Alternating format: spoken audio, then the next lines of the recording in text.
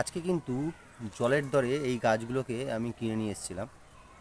তো জলের দর বলতে এইগুলো চন্দ্রমল্লিকার গাছ, নর্মালি দাম 5 টাকা করে। তো শীতের মরশুমে এই গাছগুলো যেহেতু কম মাটি এবং কম জল থাকার কারণে ঠিকঠাক গ্রোথ হয়নি, তো আমি এই গাছগুলোকে রিপোর্টিং করব এবং দেখাবো যে এই গাছগুলো কতটা চেঞ্জ আসতে পারে। দেখতেই পাচ্ছেন সিঙ্গেল একটা করে স্টিক, আর সেই স্টিকে দুটো তিনটে করে ফুল এসছে, জাস্ট কড়ি এসছে।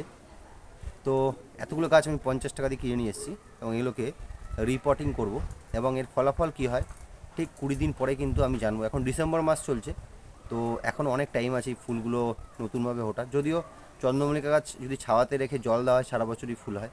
তো আমি এই গাছগুলোকে বর্তমানে রিপোর্টিং করব এবং রিপোর্টিং করার পর দেখব রেজাল্টটা কী আসে। আর যখন রিপোর্টিং করব দেখাবো যে এই গাছগুলোকে আমি কীভাবে রিপোর্টিং করি আর কী কী সার দিই।